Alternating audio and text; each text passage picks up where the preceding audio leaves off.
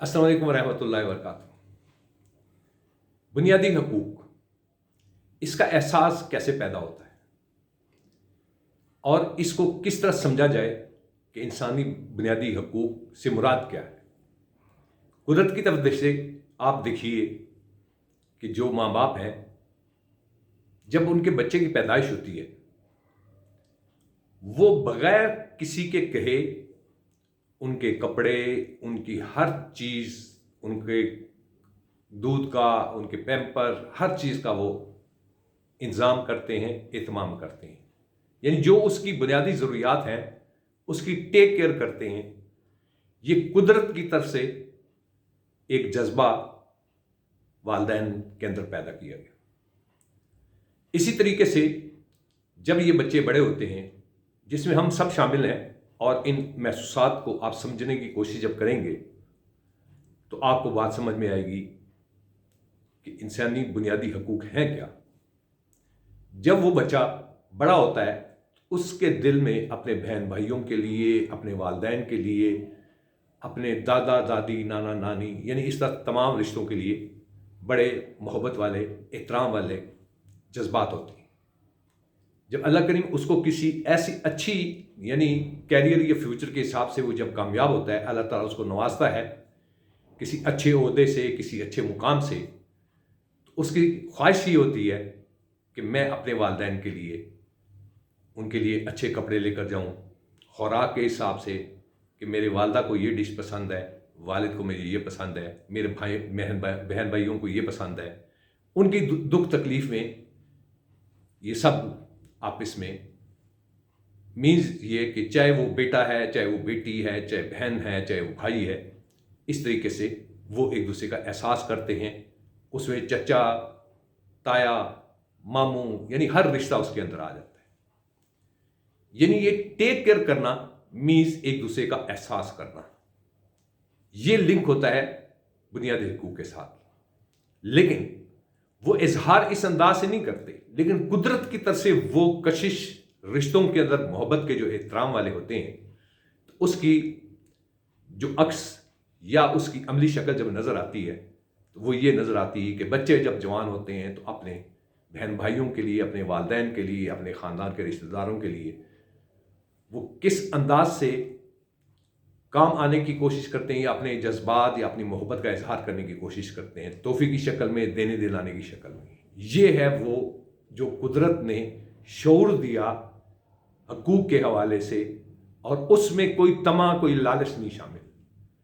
अब इससे आगे जिंदगी के अंदर वही लोग जब किसी इक़्तिदार की सीट पर होते हैं तो उस मुकाम के ऊपर उसको ये भी देखना चाहिए कि जिस किसी का मैंने कोई हक देना है, काम के हवाले से या ओहदे के हिसाब से कोई शख्स अगर आया है, क्या मैं उसका काम या मैंने उसका हक उसको लौटाया है।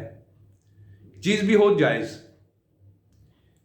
ये वो चीज़ है जिसमें हम बहुत बुरी तरह कमज़ोर हैं।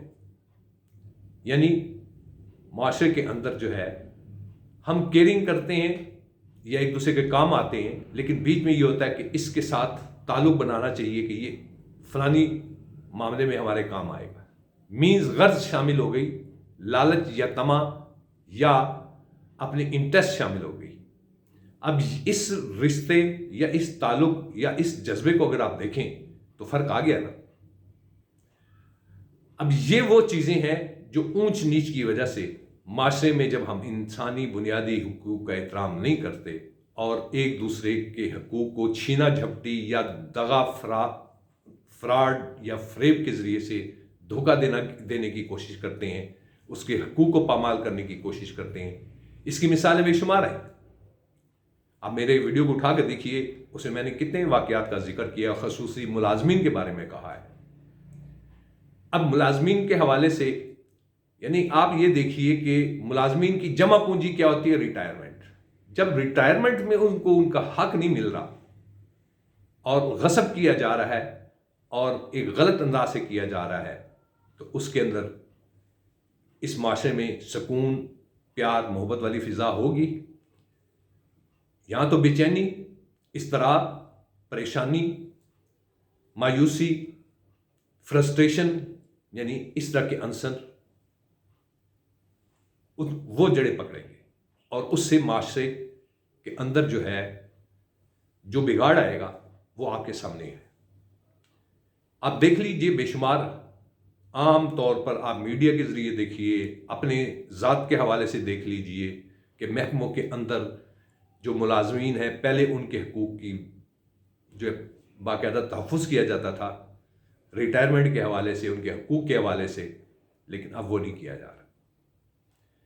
جبکہ گورنمنٹ کے قانون کے حساب سے وہ تحفظ باقاعدہ اپنے ایک آئینی درجہ بھی رکھتے ہیں اور جائز مقام بھی رکھتے ہیں، لیکن ہم اپنے بد انتظامی یا اپنے مفادات کو مد نظر رکھتے ہوئے اس میں کئی لوگوں کو ان حقوق سے محروم کرتے ہیں. اور اس خصوصی ملازمین کے اندر میں نے کچھ مثالیں بھی دیں. جب T N T department privatize ہوا اس کی دی، اس کے بعد میں نے نیشنل بینک کی دی، اس کے بعد میں نے الائڈ بینک کی دی. اس طرح بے شمار واقعات ہیں. ان واقعات کے ساتھ یہ بھی میں نے عرض کی کہ گورنمنٹ کو چاہیے، اداروں کو چاہیے کہ ان مسائل کو، یہ جو ایک ناسور کی طرح جڑیں پکڑے ہوئے ہیں، اس کا جو بلاسٹ ہوگا وہ بہت خطرناک ہوگا. خلوص، احترام، محبت اور صحیح جذبوں کے ساتھ ان کے حقوق کی بحالی کے حوالے سے سوچیے اور عملی قدم اٹھائیے، اخلاص کے ساتھ، پیار کے ساتھ، محبت کے ساتھ، کیونکہ یہ بھی پاکستانی ہے، بحیثیت پاکستانی ان کے بھی حقوق ہیں. یہ بھی کوئی زندگی گزار رہے ہیں، ان کے بھی بچے ہیں، ان کے بھی میاں بیوی کے حوالے سے رشتے ہیں. زندگی وہ کس طرح گزری ہوگی؟ اگر میں کچھ مثالیں دینا شروع کر دوں تو مناسب نہیں. حقائق تو ہیں، جب انسان کے پاس وسائل نہ ہوں تو اس کی زندگی کیسے ہوگی؟ انتہائی پریشان کن اور ابتر زندگی ہوگی. اس لیے جو قدرت نے احساس دلایا ہے کہ رشتوں کو اور ان کے حقوق کو پہچاننے کا، اس کو پہچاننے کی کوشش ہمارے ارباب اختیار کریں.